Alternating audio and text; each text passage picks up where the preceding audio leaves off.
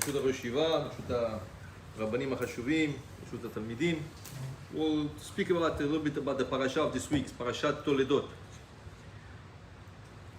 The Zohar HaKadosh, Rabbi Shimon Bar Yochai says, everything that we read in Parashat Bereshit is like simla. It's like a robe. Basically, there's a lot of things hidden behind the text. So we see like stories. Everybody loves Bereshit. Everybody, when they get Vayikra, they get tired. Why? Because Korbanot, but Tzafon in the north, Shte Matanot Shenarba, people get tired from this, right? But when there's a lot of stories, so Shemot has also stories, but Bereshit has the most interesting stories, right? But we have to understand, so Omer Zohar HaKadosh, this is not the Tachlis. This is not what the Torah is trying to teach us. So today, we're going to try to explain a story brought in the parasha about two babies, right? The Torah speaks about twice about twins. One time in this week's parasha, Parashat Toldot, and the other time it speaks about Vayeshev, Parashat Vayeshev. It speaks about the two twins born from Tamar, Zerach and Peretz, right? Rashi in this week's parasha, he points out that in this week's parasha it says that after Rivka, she's like complaining a little bit. She's saying, "Oh, lama ze anochi? I didn't know to be pregnant, and it's going to be so much pain." And like she's passing next to synagogues, one baby wants to come out. She's passing next to Avodah Zarah, another baby wants to come out. She thinks it's one baby. She doesn't know till the Navi Ever is going to tell her about that. But she says, "Lama ze anochi?" Chachamim say, "Lama ze anochi?" Ze begematria 12. She was supposed to have the 12 Shvatim. The 12 Shvatim, Reuven, Shimon, Levi, Yehuda, all the 12 Shvatim were supposed to come from her. But because she complained, Hashem took away this merit from her, and He gave it to the other matriarchs, Rachel, Leah, Zilpah, Bilhah. So then it says, Vayimleu yamei laledet. So Rashi says, Vayimleu yamei laledet. Rashi right away, he compares it to Tamar. Over here it says, Vayimleu yamei laledet. She came to term. The term is 271 days, 9 months, right? And by Tamar it says, Vayi bet lita, which means she gave birth to the babies, to the twins, at 7 months. So Rivka is at 9 months, and Tamar is by 7 months. Then Rashi points out, Vine tomim bevitna, twins, but twins is teomim, so it's missing an aleph. So Rashi says, but if you look by Tamar, he says teomim. What's the difference? He says teomim because Zerach and Peretz shneim tzadikim, both are tzadikim. From Peretz came out David HaMelech. But over here, Tomim, without an Aleph, Echad Tzadik, Echad Rasha. One was a Tzadik, one was Rasha. So right away, there's like a comparison, right? If you want to go a little bit further than that, more deeper into the subject, right? As the first baby comes out in our parasha, Toldot, Esav is coming out. והנה יד אחי אוחזת ביד וידו אוחזת ביד בעקב עשיו. So Yaakov was holding to the heel of Esav, to his foot, to his leg, and he's trying to pull him in. Why? Rashi says, because when you have twins, so what happens is one is formed, right, is created first, and then the other one is created on top of it. Now when they're going to come out of the stomach, eventually the one which is on top, which is created second, is going to come out first, and the one who was created first is going to come out second. So Yaakov was holding back to Esav, saying, I'm the Bechor. I was created first, so I want to come out first, right? That's the story over here. What happens over there? Something similar. As Tamar is about to give birth, there is one baby, he sticks out his hand. Vayotze et yado. What happens is, the miyaledet, the woman that is giving birth, helping Tamar giving birth, she takes a red string and she puts it on his hand. Right? Why? Lomor ze yatsa rishona. Because after, since if they're going to be twins, like similar babies, you're not going to know who's first, who's second, who's the Bechor. So she put the red string. But as she put the red string, the baby brought back his hand, and the second baby came out. So she said, Ma parasta lecha Peretz? How come you came out of this? You bursted out, right? So what's happening over there? Over there is the opposite what's happening over here. Over there, Peretz was on the bottom. Zerach wanted to come out, so he stuck out his hand. But Zerach, because Rashi already told us he's tzaddik, he says, how can I come out before my brother? He's first. So what do? He pulls back his hand. And then he gives a chance to Peretz, which was on the bottom, he gives him a chance to go out, right? So he should be the Bechor also for creation and also coming out of his mother's thing. So right away, we see comparison, and that's the two stories in the Bereshit that speaks about twins, right? But the twins over here, like Rashi says, Echad Tzaddik, Echad Rasha. So we have to learn from the Tzaddik and from Rasha. Even from Rasha you can learn. Yaakov Avinu says, Im Lavan garti, I lived with Lavan 20 years, Velo lamati ma'asav hara'im. I never learned from his bad actions. That's what Rashi says. The Hasidim, they said, Im Lavan garti, Velo lamati, I should have learned from his bad actions. The way he does averot, with cheshek, he runs to do an avera, he's doing it with all his heart. I should have learned ma'asav hara'im, because on Rasha also you can learn, but for the kedusha, not for the. So let's try to learn a bit over here what's going on. So the twins are born, right? Vayigdelu hanaharim, and they're growing up. So the Torah like cuts off a story and says they were born and they grew. What age we're talking now? Rashi says they're 15 each. They're twins and they're 15 years old, right? What happens? Unfortunately, the grandfather passes away, Avraham Avinu. Avraham Avinu passes away, and Yitzchak becomes Avel. He becomes a mourner. So Yaakov, the grandchild, prepares to his father, Yitzchak, he prepares a lentil soup, right?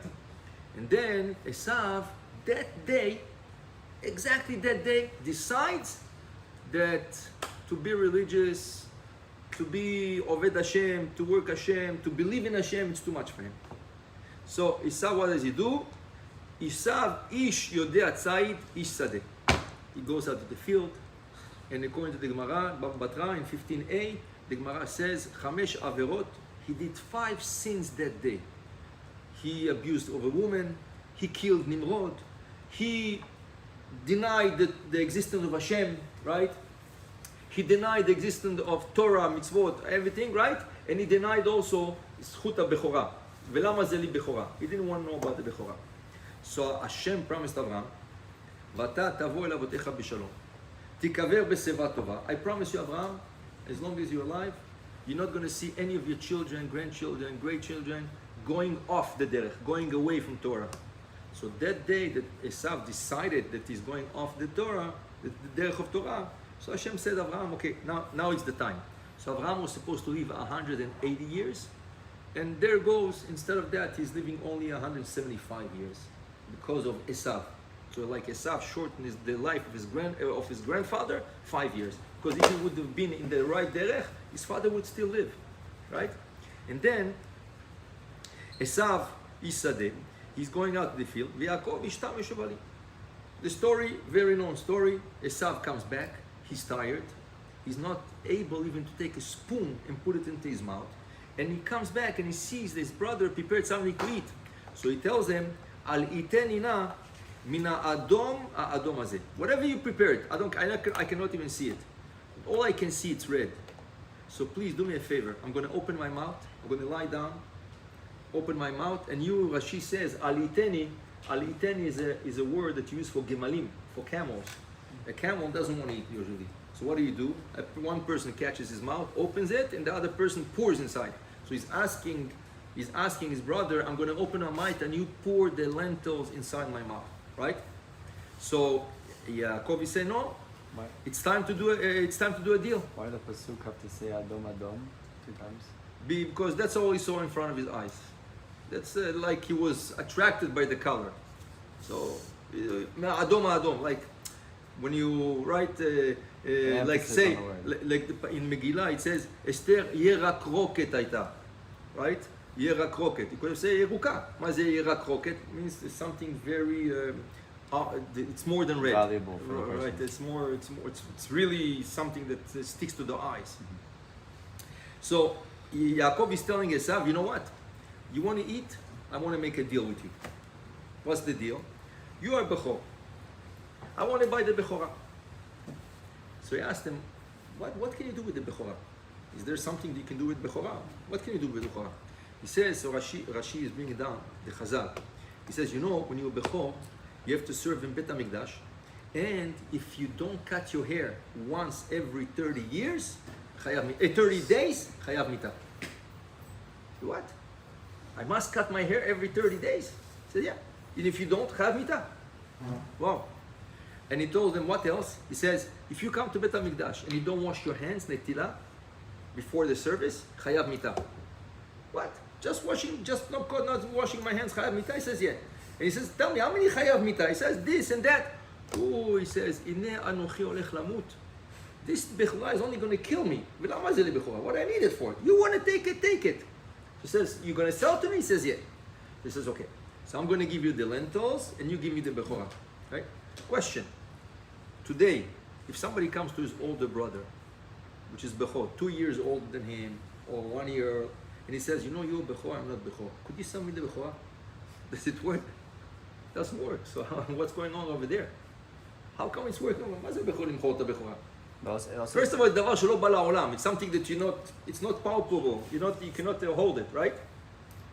So Chachamim say that basically, like Rashi said already, Yaakov is Bechor. Yaakov is the Bechor. Just he came out second. The Torah is going to say later on, like 1,000 years later, the Torah is going to say, or maybe 400 years later, Kadesh li kol Bechor, Peter kol Rechem. But that's in Har Sinai. That's in Mamad Har Sinai. Peter kol Rechem. Now we're before Har Sinai. So we can still make deals. Means I was created first, right? Who says I'm not Bechor? I'm Bechor. Just because you came out first, you're Bechor? Maybe I'm the Bechor. The Torah is going to say later on that the Bechor is considered the one coming out first. But the Torah is not given yet. So we can make still a deal. Basically, I'm taking what belongs to me. Second of all, Bechor is usually getting twice of the heritage of his father. Over here, they're making a deal only avodat ha-korbanot. Only what's regarding korbanot. Avodat Bet HaMikdash. He told them, you have to cut your hair once in 30 days, you have to wash your hands. Avodat ha-korbanot. Okay, I'll sell it to you. I don't need it. I don't need it. So they made a deal. It says, right after he ate, he got back his forces. Esav gets back to himself. And he says to him, the Torah says, Vayochal, Vayesht, Vayakom, Vayelech, Vayivez Esav et HaBechorah. He ate, he drank, he got up, he walked away, and he mocked from the Bechorah. He says, Yaakov. That's why they call him Tam. Because he's sitting there, he doesn't know what's business. I ate, I drank, I satisfied myself. I got my forces back. He got something which has no value. So this is Yaakov Ishtam. That's what happens when you go to yeshiva, when you go to kollel. You're not a businessman. You don't know how to do business. Some people know how to do business. So right now I sold you avir, I sold you air, and I bought Chaya Olam Hazeh. Very good. This is the story. And now we're going to tear a few pages in the parasha, right? Few pages. And then we get to a story in the like towards the end of the parasha. Vayi kizaken Yitzchak.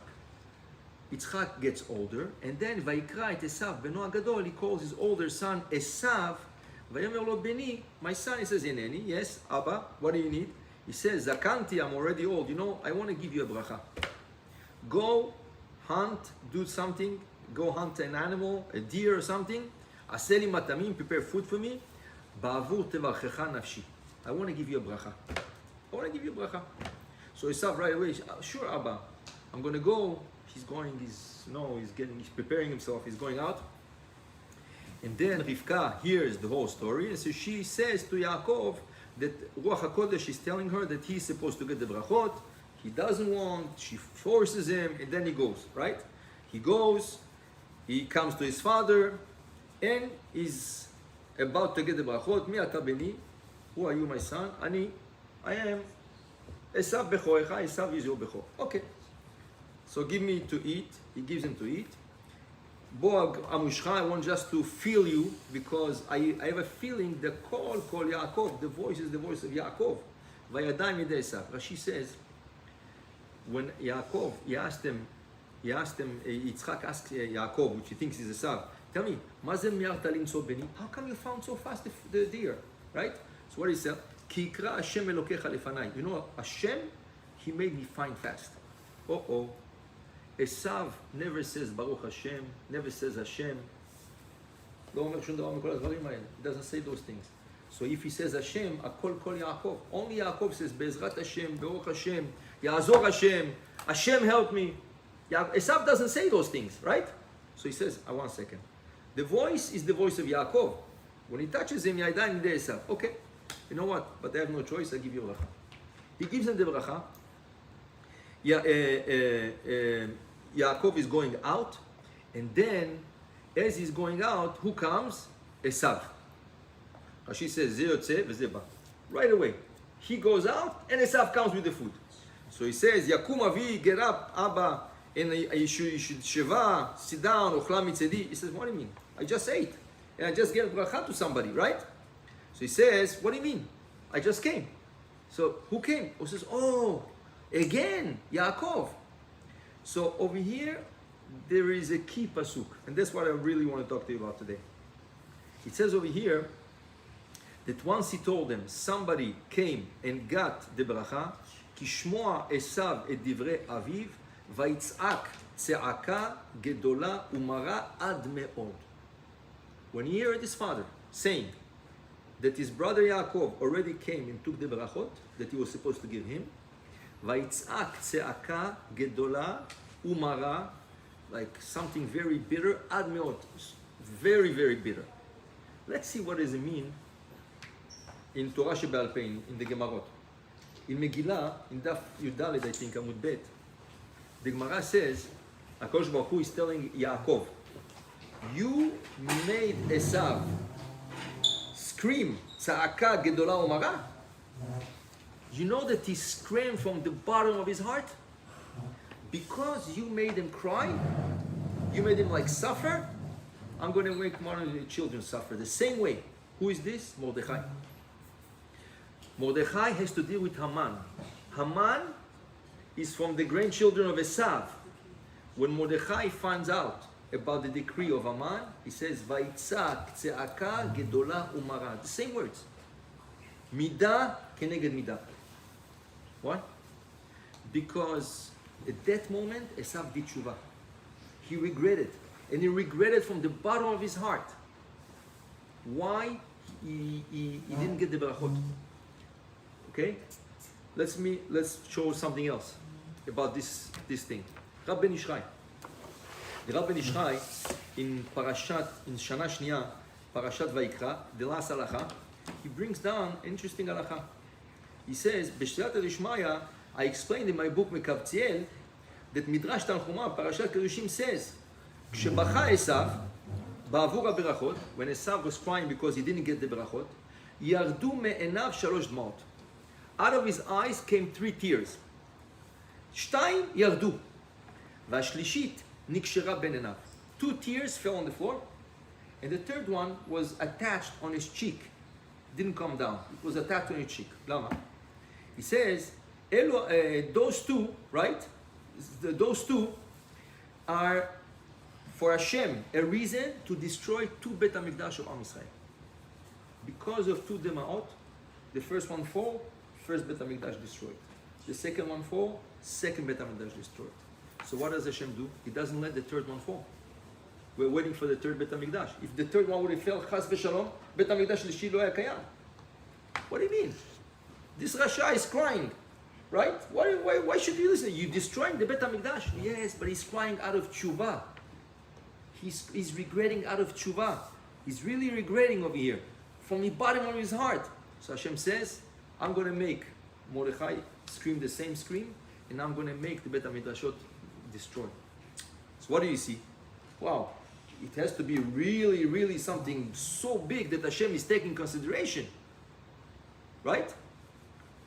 How many years passed between Mechirat, when he sold the lentils, to now? 50 years almost. They were 15 years old, and now Rashi says, makes a cheshbon, B'shat berachot, when they're getting brachot, they're 63 years old, each one of them, each one of the twins. 63 years old. So it's like almost 50 years between the two stories, right? So what does it mean? For 50 years, Esav was going, enjoying life, making fun of his brother, right? 50 years later, when he got to see that, money is not everything in life, there's things much more important, he was crying. But he was crying to the point, he was koreat hashamayim. He tore the heavens. Hashem is ready to destroy two Bet Mikdashot. Hashem is making a tzaddik like Mordechai. He's making him tza'aka gedola umara. What do you see? Esav is not stam a rasha. It's a rasha which did teshuvah gedola. Big teshuvah. Okay, so what do we expect now? Esav to be a tzaddik. After doing such a teshuvah, right? The next day, you should get up in the morning, right? Esav didn't do Brit Milah. Tosfot, Baalei Tosfot al Torah, they say, when Esav was born, his father was scared to do Brit Milah to him. Why? Because he was red. He was very red. So his father thought he has a sickness called hemophilia. Hemophilia is people that don't have coagulation, the vitamin in their blood.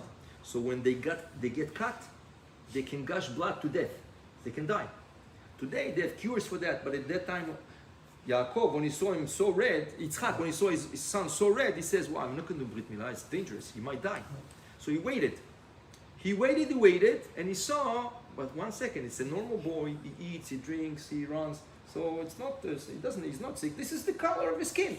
So he says, "You know what? I didn't do the Brit Milah, so let me wait for the Bar Mitzvah. In the Bar Mitzvah, I'm going to do Brit and Bar Mitzvah together." When it came to Bar Mitzvah, Esav told him, no, that's it. I'm not gonna, right now I'm not doing Brit Milah, right?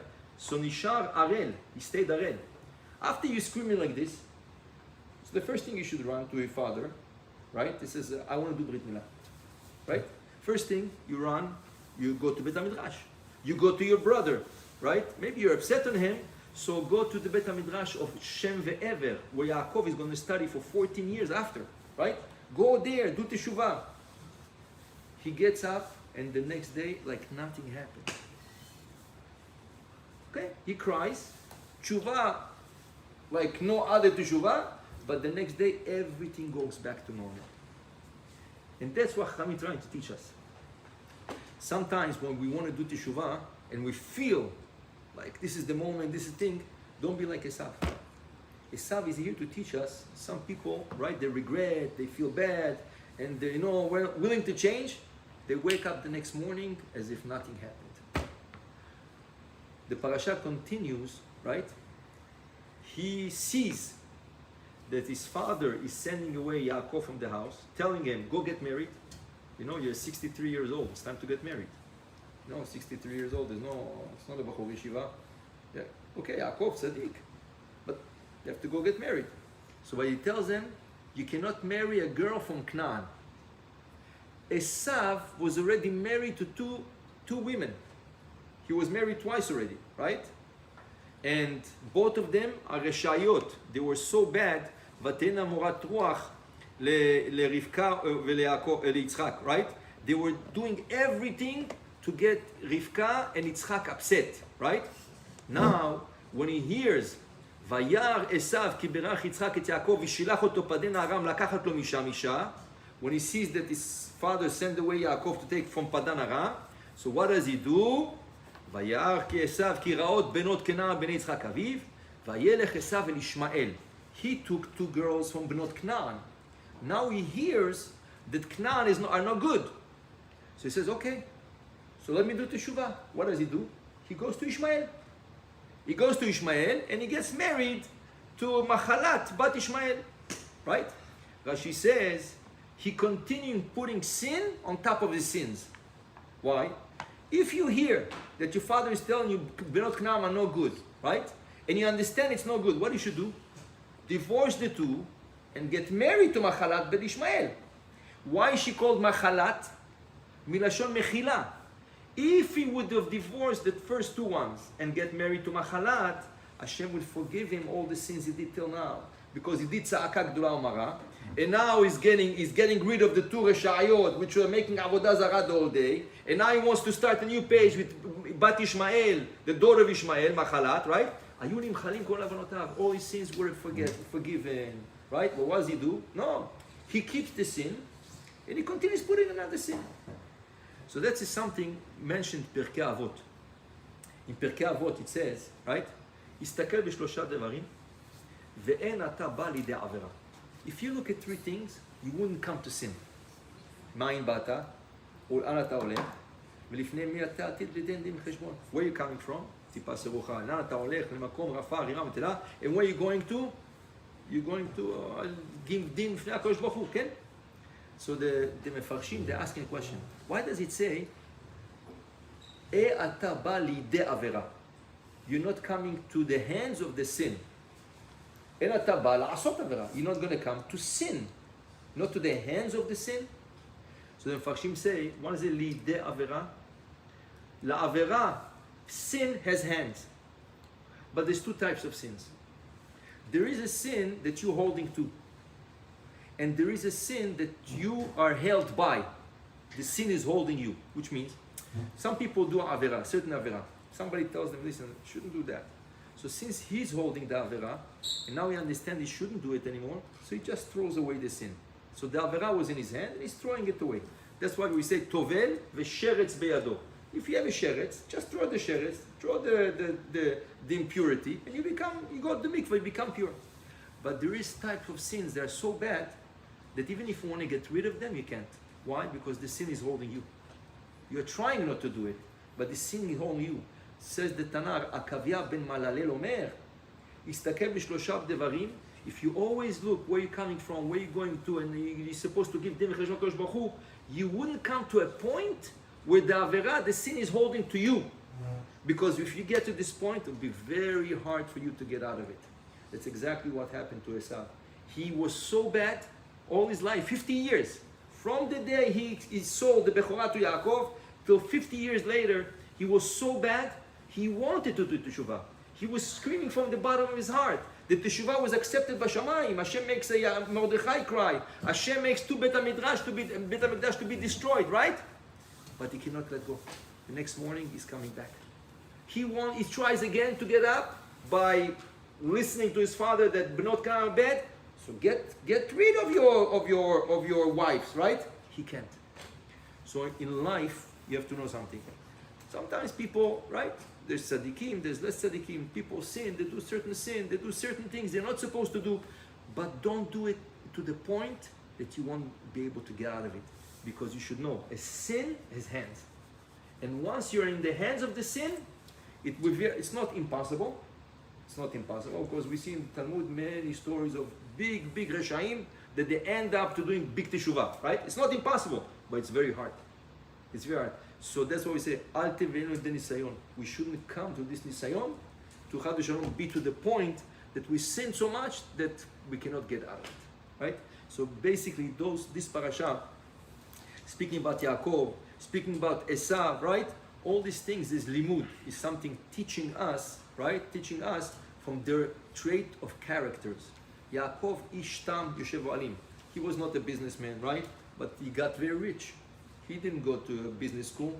He didn't trade how do you call this, stock market, right? He didn't do all this. And at the end, after 20 years, Baruch Hashem, he became with 4 wives, 12 children, servants, everything, right? Baruch Hashem. And Esau, what did he have? He had nothing, right? He had a little bit, but he didn't have as much as his brother. So to tell you, it's not because you go to business school. The Chokhmah comes from the Torah.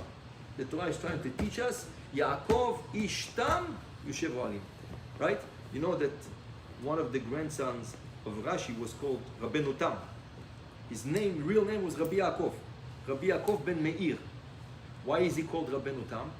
They called him Rabbeinu Tam like it says in the pasuk, V'Yaakov ishtam yoshev alim. And since he was sitting the whole day and learning, they say, the Rabbi Nishchai brings down that the Rabbeinu Tam, he used to take a bowl, vayasam 10,000 matbeot za'av, he was rich.